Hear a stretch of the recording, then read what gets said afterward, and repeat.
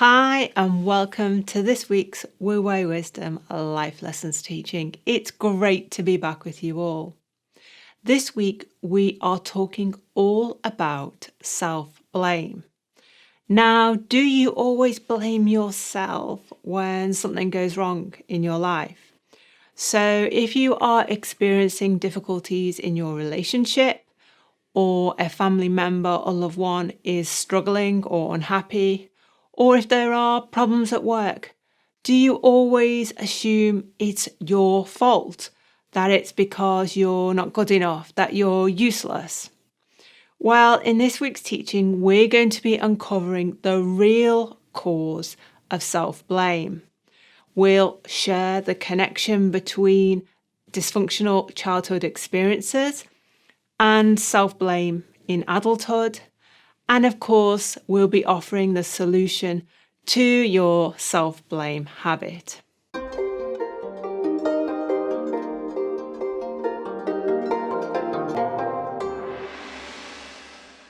Okay, David, so if I'm always automatically blaming myself for any difficulties or problems that I encounter or someone I love encounters, what is going on here? I think it's a really good subject for us to discuss. And for those of you at home who are practicing these techniques for yourself, we're going to be covering a lot of the different variations, the golden thread, the flip, and the inner child, and the critical self-talking. So I think we're going to be covering a lot of subjects today. So one word you said there that was very interesting, Alex, you said automatically. And I want you to be aware that if you use this word, oh, it's just automatic, oh, it's ingrained, oh, it's a habit, oh, I can't do anything about it. This is a very important subject for you to consider because you know the two principles that I try and repeat on every video. You are the creator of your emotions. You are not the victim. And you control your mind. Your mind does not control you. So if you use words like, oh, this is automatically, oh, I can't get out of it, oh, it's ingrained, what you're doing is you're giving up all control over your thought process and therefore your beliefs. And you're kind of sentencing yourself to the same lifestyle and life thinking for the rest of your life unless we can change your belief and your thinking. I mean, you're definitely right. If someone is constantly blaming themselves for every problem they have or every problem that a family member has or, difficulties in their relationship, if they're saying it's all my fault, that's a real heavy burden to carry around with yourself, isn't it? Well, that's the power of the technique that we call the inner child. And remember, when we mention the inner child, we're not talking about something outside of you. It's just a label for a part of your mind. You may prefer to call it your ego or your emotional mind or your subconscious mind. I think the label of the inner child works much more powerfully because that part of your mind acts like a child because most of these beliefs were set up or inherited in your childhood, such as this blame technique. I'm working with a client now and she's very much connecting into this blame thinking because she sees herself as responsible for taking care of her mother. So when she was a child, she was living in a very dysfunctional, violent house, and she saw herself as a 6, 7, 8, 9, 10-year-old, someone that has to stand in between her mother and her father to protect her mother. And that belief is now ingrained in her mentality, her way of thinking. And so it just progresses on into her kind of adult life. And now she blames herself for everything. If anything goes wrong at work, if something doesn't work out right, if something's wrong in the family, it's me. It must be me. And that's the automatic response that we're talking about. So that's what we're trying to work with her, is to do the golden thread, to understand where that belief created, and then allows her to consider changing her beliefs. So in the example of this type client, and I know it's a reoccurring theme for a lot of your clients, the belief wasn't necessarily given to them by a parent. So for a lot of people, if their parents were critical of them and said, this mummy's upset with you, it's your fault, or you haven't done this right, it's your fault, and now this is going to be a problem. That belief that it's their fault, they're to blame, was almost explicitly given to them by a parent. But for oftentimes, a client or a person can have that belief that it's their responsibility.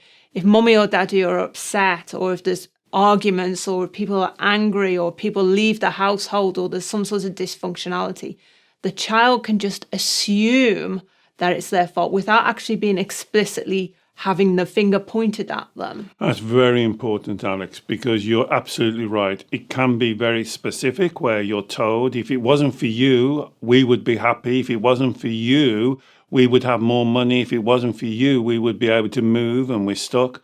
Or it can be much more subtle. It can be inferred. And a sensitive child will pick up this inference very easily. And I think it's even more powerful, to be honest, when it's inferred, because it's something you tell yourself. So you have a child here, so 6, 7, 8, 9, and she's gathered the things that are going wrong in my family, in my household, is my responsibility. It's my fault. And that's a very powerful, and that's why we call it the vow, because that can set the model for the rest of your life, because it's going through that filter. And this is what beliefs are. Beliefs in these from childhood act like a filter to filter everything that's going on. So, of course, you don't wake up every morning and sit on the end of your bed and say, I'm going to blame myself for everything today. But actually, that's what you're doing, because everything that happens, even down to something like the weather, look, it's too, every time I want to do something, it's my fault. You'll always blame yourself because this is so familiar and so normal to you. You don't challenge it until you do this work. And this is why this work is very powerful and profound for you to look, to reverse engineer from your emotions. That's what the golden thread does. Why are you creating those red light emotions? And to go back and to look at the thought pattern and the belief that creates those red light emotions. So I can understand, David, that as a child we can misunderstand, or we can take what our parents tell us and not question it because we haven't got the emotional intelligence or the life experience to know better, and we can blame ourselves. But why is it that as an adult, when we've got now more emotional intelligence or we've got more life experience, why are we still doing this blame game? Because we don't do the self-reflection. So if you use the analogy of the inner child, when you get to those emotional, difficult and challenging situations in your life, you as the mature adult is not in control. The part of your mind that I'm calling the inner child steps forward, and you kind of agree with them when they say, well, there you are, look, that's evidence, that's confirmation, that's the proof. There you are, it always goes wrong. Look at everybody else, they're successful, look at me, it must be something to do with me. And you've almost bought the product, you agree with them, and so it's very difficult for you to challenge them. That's where I think that for my clients, I can help, because I will challenge them. And I say, well, why do you think that? And you know what they normally say? When we go the golden thread and we go down and I ask them why. So why do you think that? So why do you think that? They go, I don't know. I don't know. But this is so important, because this is setting the blueprint for your life, for the way you do things. So the direct answer to your question is, why don't we change it? Because there's a part of the mature mind believes that it wasn't fair, believes that it's ingrained, believes they can't change it, even though you're changing beliefs every day. Every day you change a belief and you update a belief and you tweak a belief. But my clients look me right in the eye and say, I can't change this one. It's out of my control. It's somewhere outside of me. I am the servant to this belief. And that can't be true. If you create your beliefs, then you can't be the subject. You can't be the slave to your own belief system. This does not make sense. And I'm wondering, David, if we have developed the habit as a child of blaming ourselves for everything within the family dynamic or within the childhood environment that we were brought up in, and that becomes the norm, that becomes our story, that becomes the comfortable familiar, if you like, even though it is a form of self-harm. Do you think as adults we then reconstruct similar dynamics in terms of the people who we choose for our partners, the people who we choose for our friends, the bosses that we put up with, in terms of how they relate to us, that we want to recreate that familiar situation where we're taking the blame, we're the one to try and make things better, we're the one who's taking all the responsibility for any hiccups or problems in relationships or hiccups or problems at work, and that certain individuals will almost take advantages of us because of that habit. That's absolutely right, 100% right. And this is why this is such an important teaching for you to consider, because how Alex explained is exactly right. You just go on repeated. Different people, different times, different events, but the same principle that you are stepping forward. You're the first one to take responsibility. And did you hear Alex use the word habit? You see, this is what we say. Oh, it's my habit. Oh, I can't help it. Oh, I've done it before I've realized. Oh, I've spoken. And this is what the Wu Wei teaching is about. Stop using that word. Replace the word habit with choice. I choose to do this. Now, a lot of clients will absolutely almost kind of jump back when I say, so why did you choose that? They go, I'm not choosing it. It's a habit. Well, I'm sorry. A habit is a choice that you've set on default. Be accountable. Here comes an important Wu Wei teaching. Be accountable for what you think. Take responsibility. Don't send it into the habit jungle. Oh, it's just a habit. Oh, I just respond. Oh, it's ingrained. Oh, I can't do anything about it. Because when you do that, it's the poor me syndrome. You're shoving it off into the long ground and you're making yourself the slave. So you are becoming emotionally reactive. You create the emotion and then you react to the emotion. Think of what you're doing. You create the emotion, whether it's fear, anxiety, being scared, anger, jealousy. You are creating that emotion and then you react to the emotion that you're creating. This is why it gets confused. And then it's easier, as Alex said, a lot of my clients will use that word. It's easier, David. It's easier. It's not easier. The life that you're living, this dysfunctional, out of balance life, can't be easier, can it? Come on. It is familiar. It's what you're used to, and you'll keep on repeating unless you take full accountability and self-responsibility for what you think and why you think it. I think that word reactivity is a big part to play in this equation, because it strikes me that oftentimes, if we have this kind of habit or this we constantly make the choice to blame ourselves, it's in reaction not only to our own red light emotions. So if we face a challenging situation or a difficult situation or something goes wrong, we experience uncomfortable red light emotions, and the self-blame then becomes the reaction. But for a lot of people, particularly highly sensitive people, they also react to other people's emotions. So if a partner is angry with us, or a partner is upset and breaks up the relationship, or a mother is upset or unhappy, or the boss is frustrated, we automatically assume that it's our fault and we've got to make it better. So we're not only reacting by blaming ourselves to our red light emotions, we're also being highly sensitive and attuned to other people's emotions and saying their red light emotions are our fault and we've got to make it better for them. Otherwise, this isn't right. You're absolutely right again. You're spot on. The client I referred to at the beginning of this session does exactly the same. And I said to her, She is now the emotional carer for her mother. She sees herself as the emotional guardian.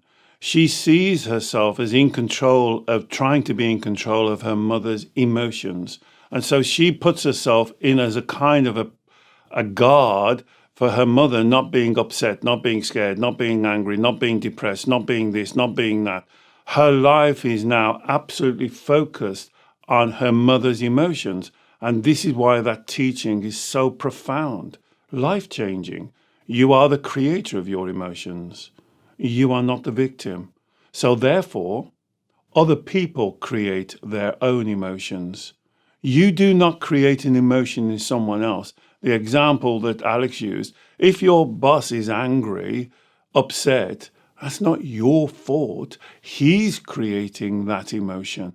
It would be much better to try and understand what it is that's creating the emotion rather than nulling the emotion. You see, this is why being emotional reactive doesn't work, because you're constantly going around as in a circle. Think about it. You create the emotion. The beliefs, the thinking create the emotion. If you just focus on the emotion, you're missing out the creation of the emotion. And that's why it gets very confusing. And that's our job here, is to try and clear the confusion. If you do not want someone you love to experience a red light emotion, you can't protect them from creating the emotion. You have to find out and understand why they are creating the emotion. Then you may be able to help them. So what you're saying is our inner child, it's like as soon as we experience a difficulty or a problem, or we see someone in our life who is upset or angry, it's like we revert to that child we once were and we say, it's our fault, we've got to make it better. We've got to make it better for mummy, or we've got to make it better for that important person, or they're cross with me, I don't want them to be cross with me. We revert to that childlike, almost to that young child that we once were. And we act and respond from that place rather than acting from a place of maturity. Because, as you say in the example of the boss being angry or frustrated about something at work, that now we may have a part to play in the dynamic of why, so it's not like saying, oh, we're not responsible at all for anything, and everyone, it's not our fault, it's everyone else's fault. But it's about approaching it with not just trying to firefight someone else's emotions and put a blanket over it and squash them down, to say, okay, let's look at this rationally. Let's look at this pragmatically. If my boss is angry, or my partner's gone off and had an affair, or my mother's deeply upset, let's have a kind of sit down and have a rational think about this.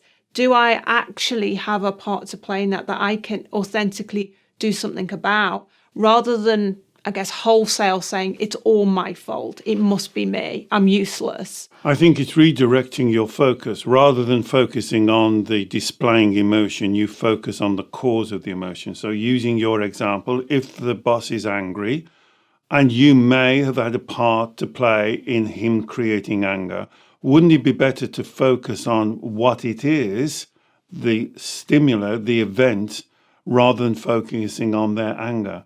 And this is where you have to be very clear thinking. Let me put you into a more complicated situation. If you have a physical child and the child is upset, the number one thing that we do is to try and take that emotion away from the child, rather than focusing on what it is that created the upset.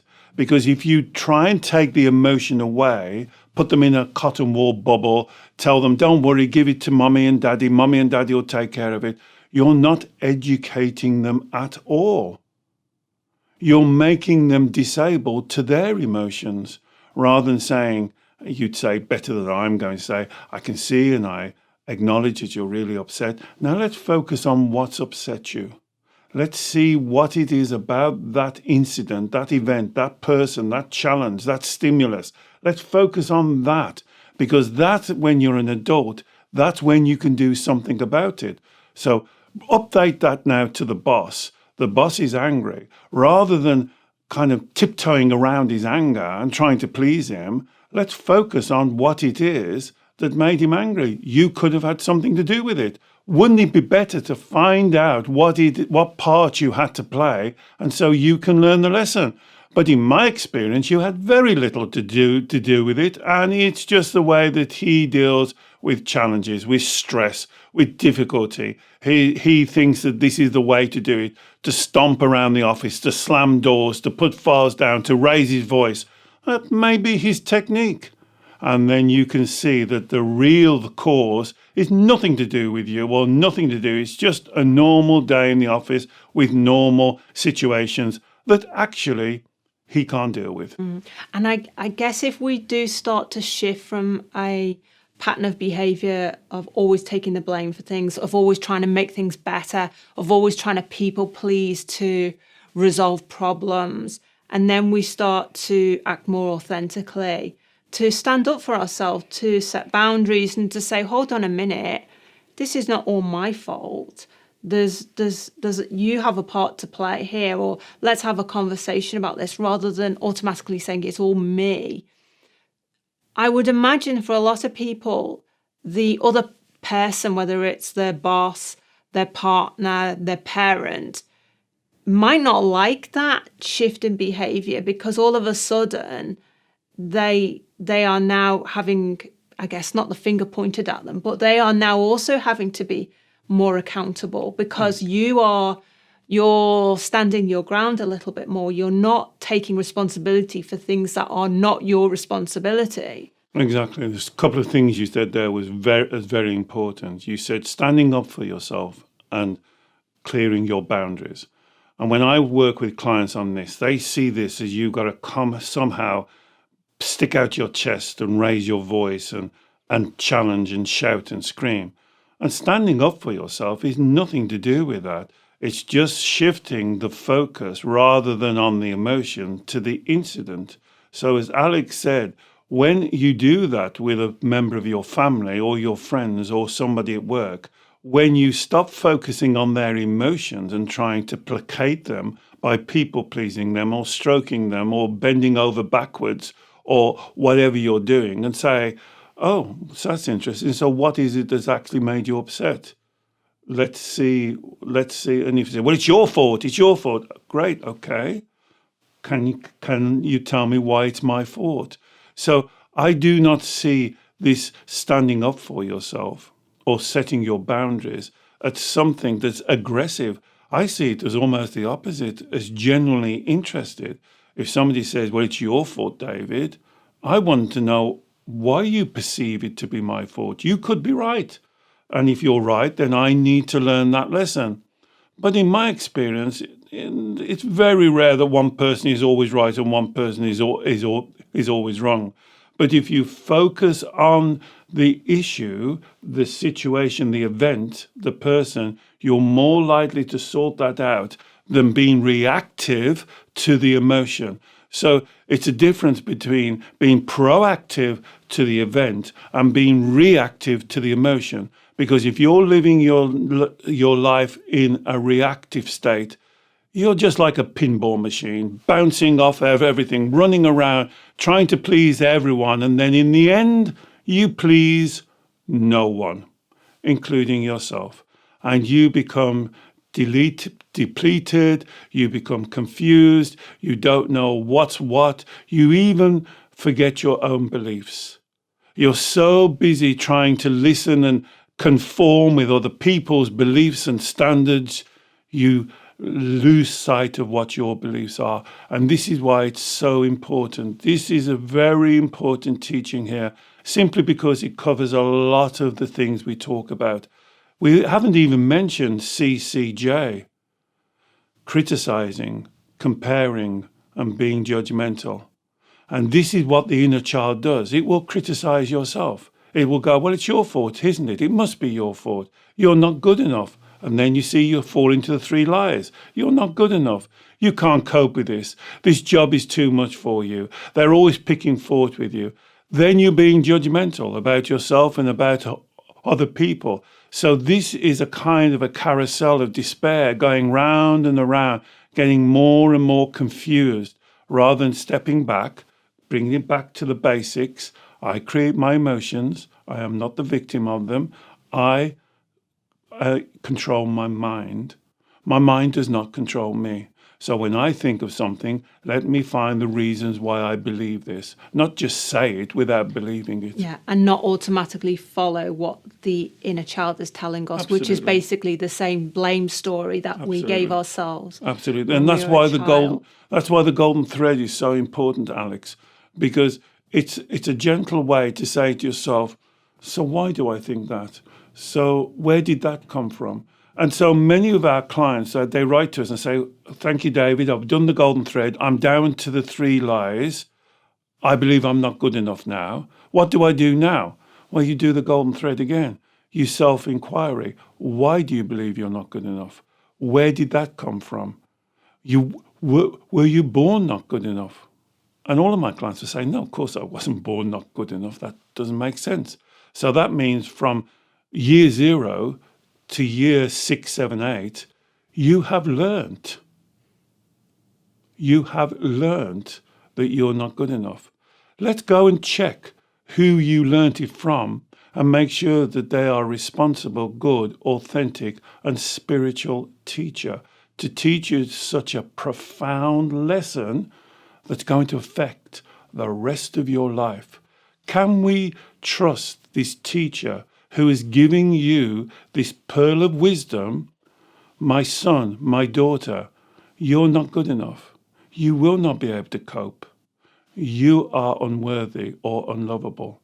Can we trust the source? And that is the way you unpick and unravel this confusion.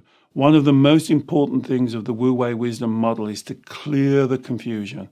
I sometimes, when I'm working with clients, it's like a big ball of spaghetti and we're just pulling out each strand and laying it out. You can keep that belief if you say, yes, everything my father said is true. I have to believe everything he said. I'm just making this up. My father once said to me, you'll never make nothing of yourself. And I believe him. Really? Are you going to set your life parameters on that one statement? Even if you repeated it 1,000,000 times. If every morning he's come into your bedroom and says, I believe you're not going to be good enough. Are you going to believe him so much that you set the rest of your life on that one statement that somebody else has given you? And that's what we have to challenge. And I think, as you say, we don't often, it can, I guess our inner child thinks it's easier just to carry on with the same self-blame default rather than start to question these core beliefs that we've carried with ourselves from childhood, rather than question the patterns of behavior, which are essentially self-harming patterns of behavior. It's almost like, although it is very harmful and painful for us to constantly blame ourselves for everything, the inner child sees it as the easier option. Because, when we were talking about, well, rather than blaming yourself, why not speak to the person about what's actually the problem, what role they might have to play in it, start communicating about it. The inner child, the prospect of that for the inner child is like, whoa, I don't want to go there. That's going to be really difficult. I don't want them to get more angry with me. I don't want them to get more upset with me. I don't want them to think I'm unloving. So actually the easier thing is just to carry on doing what I've always done, which is blaming myself. How do we teach our inner child to push through? Because initially, when we start to have those difficult conversations that we may never have had before, it will feel jarring. It will feel awkward. We will get red light feelings from it. How do we push the inner child through that? I think in that example that you just used, which is a really good example, and I'm sure when you're listening to this, you can kind of resonate with what Alex is saying. But what I would hear if I was working with a client who said that is that they've maturely accepted that they create their emotions, but the part of the mind, and this is why I like the inner child analogy, that part of the mind that we call the inner child, they haven't accepted that they create the emotions. and they see that the emotions are somehow as an external, outside of themselves, attack that's going to attack them. So when you hear what Alex said, she said the inner child then projects ahead. Well, if I've got to go and speak to my boss, to my husband, to my wife, to my friend, to my partner, and try and find out what the problem is, they're not going to be happy. And that could be right. They're not going to be happy. So I do not want to experience that. So therefore, and then Alex said a very important word, it's easier. See, and remember I'm always saying in these videos, it's not easier, it's familiar. And what the part of your mind is actually saying, it is familiar if I experience, if I kind of self-harm, that's more familiar than risking what this other person could do for me. That's like holding on to a wild animal. I don't know where that's going to go. But if I create the pain, I don't like the pain. I don't like the pain. I wish I didn't experience the pain, but that is more familiar to me. That road is a road that I'm used to traveling. This road where I go and sit in front of someone and say, okay, you're angry and you're saying that you're angry because of me. Could you explain to me so I understand what it is that you think that I did that is so bad? That's so wrong. Because if it is wrong, then I'll change. Of course I would. Why wouldn't you change? If somebody pointed out something that you were doing that you've completely been blindsided, you don't understand you're doing it. And if they say, how would you happen if that happened to you? So, okay, I never realized. Thank you for pointing that out to me. Now it will not happen again. Isn't that much easier? But the inner child part of your mind really fundamentally dislikes the unfamiliar, the unknown. He doesn't know what that reaction is going to be. So the part of your mind will much prefer to choose the familiar, knowing that it's going to create the pain. But in a way, that emotional pain is familiar to you. Mm-hmm. And that's why I say, and most of my clients have a big problem with this. You're doing it because there's a benefit. And they roll their eyes. They say, you must be crazy. There's no benefit in this anxiety, David. There's no benefit in this stress. There's no benefit in this feeling of fear and scared. I say there is a benefit. You see that as familiar and the road, the lesser of two evils. I want to try and convince you that being able to learn to address somebody in a calm, focused way with you in control of your emotions, even if they lose their emotions, you stay in control. And that really is the difference. Here comes another important teaching between confronting and confrontation. Confrontation means that the two parties are not controlling their emotions. They are emotionally reactive. Confronting means that one party is controlling their emotion. So even if the other party is, oh, you drive me mad, you're always the same, as long as you keep your Wu Wei, your center, your breath, your connection to your Shen, they can shout and scream and I always think of that cartoons, when steam comes out of someone's ears and the eyes come out on springs. That's what I think. Steam coming out of the ears, and you just wait for them to finish and you say, so can we get back to what it is that you're really upset about? And learning that technique. And as Alex is right, you don't learn that on day one. You start very gently on small things and you build up and you build up. But it's a life-changing techniques of you living in Wu Wei, of you flourishing, of you being the best that you can be, of you living by your principles, not by something you've inherited from your parents or your teachers, by what you believe to be the truth. And that is, to me, is the definition of Shen, or spirituality. You living in your truth and integrity. You believing what you believe and you know why you believe it. And sticking calmly to that position.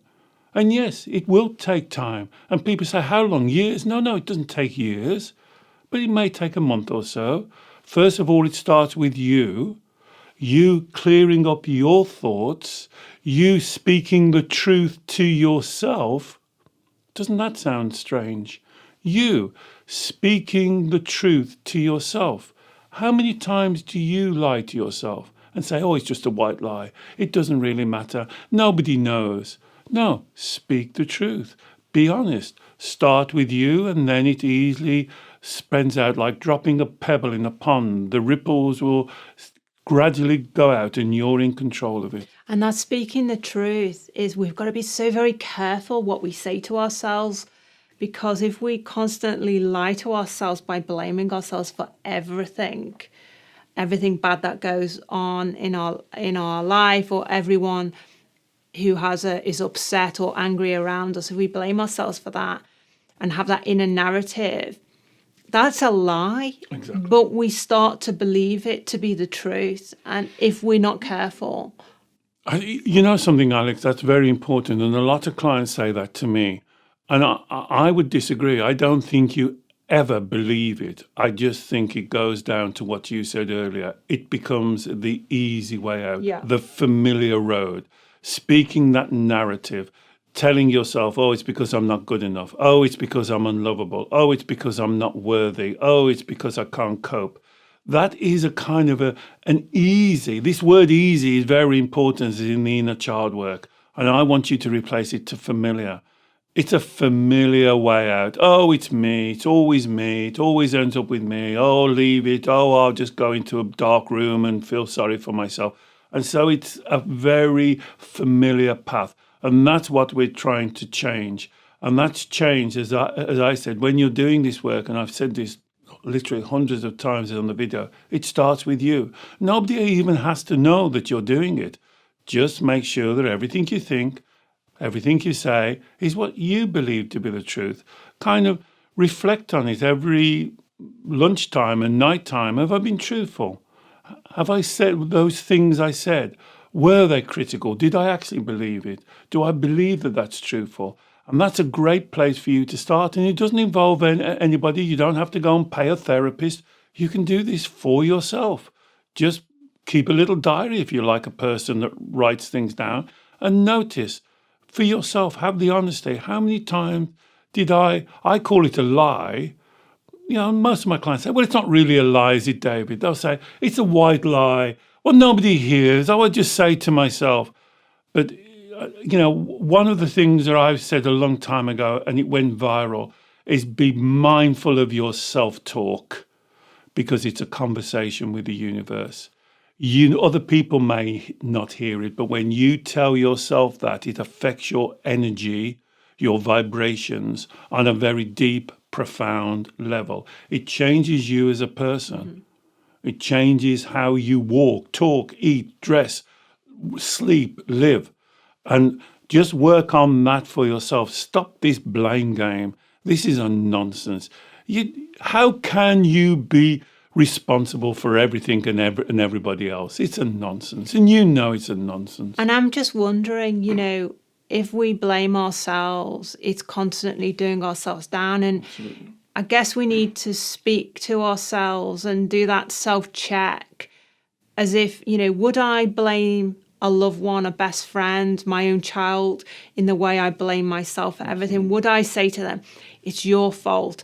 The reason your partner's left you is your fault. The reason your boss is angry is all your fault. That kind of harshness and consistency of blaming, we wouldn't do it to someone we loved, and yet we do it to ourselves. You know, I often say that to my clients, and you know it's a technique in the Wu Wei model. Would you do that? Would you say that to your physical child? And they're horrified. They say, you're joking. I would never do that to my physical child. It's a paramount to torture. It's violence. It's abusive. But I say that's exactly what you're doing to yourself. And then they kind of change. They go, yeah, but that's different. And I never understand that. They go, yeah, but that's not the same, is it? I say, well, no, it's even worse. You're doing it to yourself, and you're constantly doing it. And nobody's ever done this. And I say to my client, make a note if you can, how many times you say these negative things to yourself during the day, during an hour, during the morning. You'll lose count because it's so easy. It's so familiar. You're used to it. And this is what we're trying to break. And to break this behavior pattern is you have to go to the source. We call it the fountainhead.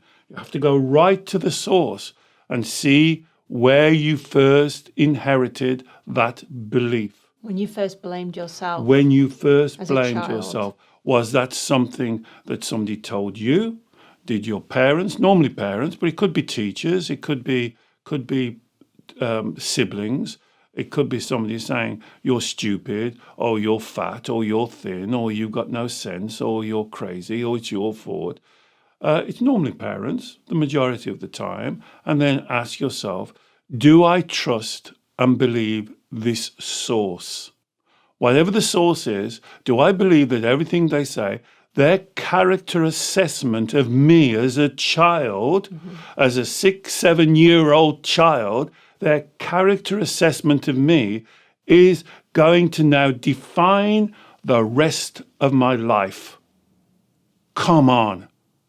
This does not make sense. But this is exactly what's happening. You are giving your definition to someone else, and you're saying that they're able to assess me absolutely, totally, and they are true. Everything is my fault from now on. There is something wrong with me. I'm not good enough. I can't cope. I'm unlovable. I have no value. Whatever it is, that cannot be true. Cannot be true.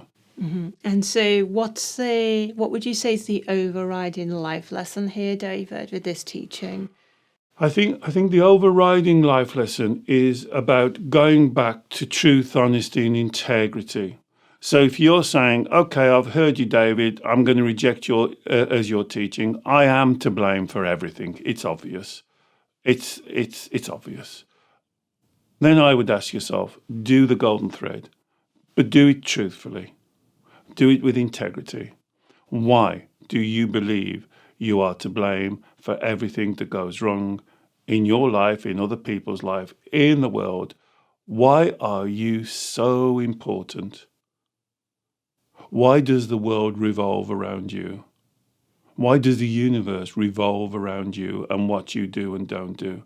And do the golden thread and find out that core fountainhead belief, the vow. I call it the vow because that is changing your life. And at least make sure that you believe your own vow to be the truth. Because if we move from using the golden thread process from the surface red light emotions, so that could be commonly labeled as guilt, anxiety, then we move down to the thinking, which is, it's my fault, it must be me, I'm useless. Then we dig down a little bit deeper by asking those why questions to say, it's because I'm not good enough. It's because I can't cope. It's because I'm not lovable. They're the three lies. And then we get down to the vow, as you say, which is, it must be me. Yes. That's when you do the inner child work that we talk about on so many of our other teachings, which I can put links to in the show notes. You then work with the inner child to look for the evidence, to recall that first time, as you said, that first experience when you blamed yourself. So that will normally, not every time, but normally be the inner child will say, well, my parents told me this, or I inferred it from what my parents did. And then the question is, do you believe everything your parents have ever said to you? Now, the first answer is normally, well, they're my parents. No, I didn't ask you that. Do you believe everything your parents have ever said to you? And the obvious answer is, no, I don't. Of course I don't. That's ridiculous. Then the next question is very easy. Then why are you cherry picking to believe that and then you reject this? See, because you're doing it. You rejected this belief, but you're holding on to that belief. No one else is, only you. They're not making you. No one's making you hold on to that belief. And that's the way that you unravel and you unpick. And that's why the golden thread is so powerful, because it puts the accountability back onto you. You are choosing to do that. You are choosing to believe that belief, and you are choosing to reject that belief. And that, when we clear the confusion, the difficulty in this is the confusion that you've created over the years. But when that confusion's clear, it basically comes down to a question of what you're choosing. That's why the word habit, ingrained, and automatically is just a confusion. It's a choice. You're choosing to believe what they said to be gospel, and you believe that they define the rest of your life, and you're following that pattern of thinking. That's what you're doing. They're not doing it. You're doing it. And I think accountability is a really strong Very word important. with this teaching, because if the finding that core belief, that vow, and questioning it and picking it apart and looking at who gave me that vow is the first life lesson. For me, from what we've talked about, the second life lessons or sub-life lessons here are the accountability, being accountable that we create our emotions, no one gives them to us, but equally understanding by the same token that other people are responsible for their emotions, not me. And also, I guess, teaching the inner child that they cannot control the uncontrollable. Absolutely. So if something bad goes wrong in our life, so we get made redundant, or someone we love has an accident, sometimes these things they are out of our control. By blaming ourselves, we're somehow believing that we can control the uncontrollable. So we need to teach our little child within us that, unfortunately, darling, you cannot control or stop bad things from happening. But the way that I would speak to the inner child is teach him the lesson that you just explained so well. But to say you cannot control the uncontrollable, but you can control your reaction to it. That's the key. Do you see that little change? Yeah. But then the inner child goes, oh, so you can't control the uncontrollable, but you can control your reaction. And I want your reaction, here's the life lesson, to be truthful, honest, and have integrity.